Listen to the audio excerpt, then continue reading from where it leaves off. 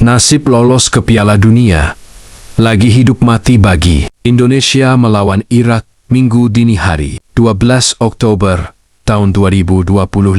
Indonesia datang ke laga ini setelah kalah 2-3 dari Arab Saudi, sehingga peluang lolos, apalagi lolos, langsung sangat sulit. Kalau tidak meraih kemenangan atas Irak, bila kalah lagi atau seri pun, maka asal lolos ke putaran akhir atau playoff akan sangat tipis, bahkan tertutup. Menang pun belum tentu cukup, tergantung selisih gol, hasil pertandingan Saudi versus Irak, dan faktor lainnya.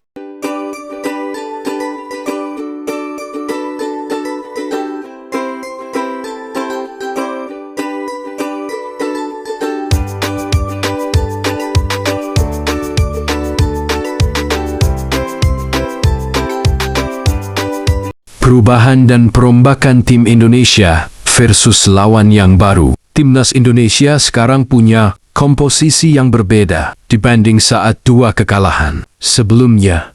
Melawan Irak, ada pemain naturalisasi dan pemain dari klub Eropa atau luar negeri yang memberi warna baru. Pelatih Patrick Kluivert memilih tidak membocorkan strategi yang akan digunakan karena takut lawan melakukan antisipasi. Indonesia kemungkinan besar akan memperbaiki kelemahan di lini penyerangan terbuka. Sebelumnya, banyak gol lewat penalti dan memaksimalkan kemampuan sayap atau serangan cepat.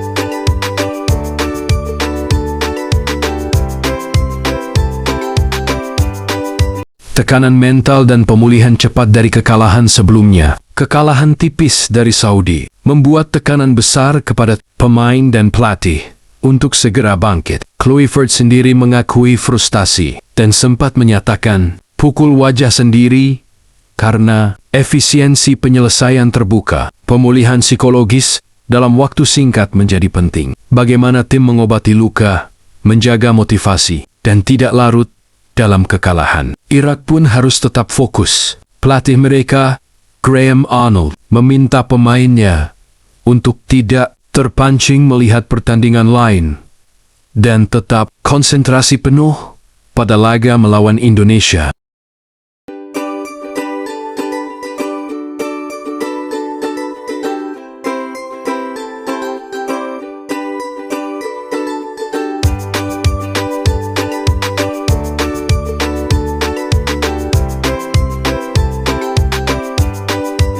Statistik pertemuan dan rekor buruk Indonesia versus Irak. Dari segi head-to-head, Irak lebih unggul. Dalam pertemuan terbaru mereka sering menang atas Indonesia. Catatan ini menjadi beban psikologis tambahan untuk Indonesia yang harus membalikan tren buruk tersebut. Namun, catatan buruk itu bukan mutlak. Ada peluang jika Indonesia bisa bermain dengan disiplin, agresif, dan memanfaatkan kelemahan lawan.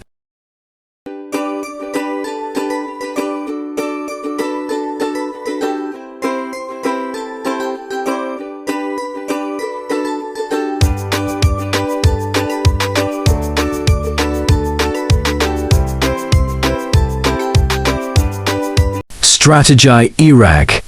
Apakah mereka akan bertahan atau menyerang lebih dahulu? Irak kemungkinan akan mencoba mencetak gol cepat supaya bisa menguasai psikologis pertandingan, sekaligus memaksa Indonesia bermain terbuka. Namun, mereka juga harus berhati-hati supaya tidak terkena serangan balik dari Indonesia, terutama di sayap atau dalam fase transisi. Pilihan formasi Irak juga menarik untuk diperhatikan. Apakah mereka tetap menggunakan 3 back atau kembali ke sistem 2 back tambah sayap lebar? Tergantung lawan.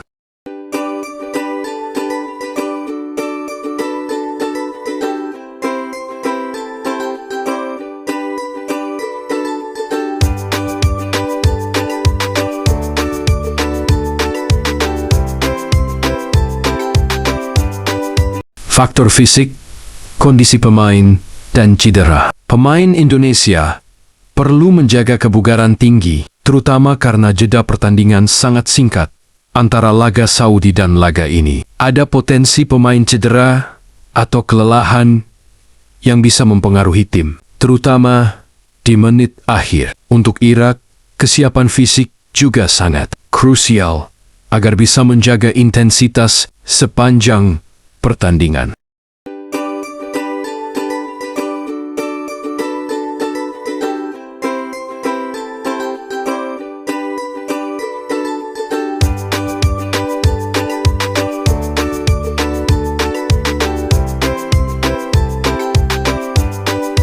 Aspek non-teknis, dukungan supporter, tekanan media, dan narasi nasional. Dukungan dari supporter Indonesia sangat besar, dan masyarakat menunggu keajaiban bangkit untuk menjaga harapan nasional. Media akan membesar-besarkan cerita timnas bangkit atau akhir perjalanan. Jika kalah, beban narasi sangat tinggi di pundak pemain. Ada juga perhatian luas soal perkembangan sepak bola Indonesia pasca tragedi Kanjuruhan 3 tahun lalu. Ini bisa menjadi momen penting kalau Indonesia berhasil melakukan lompatan prestasi lagi.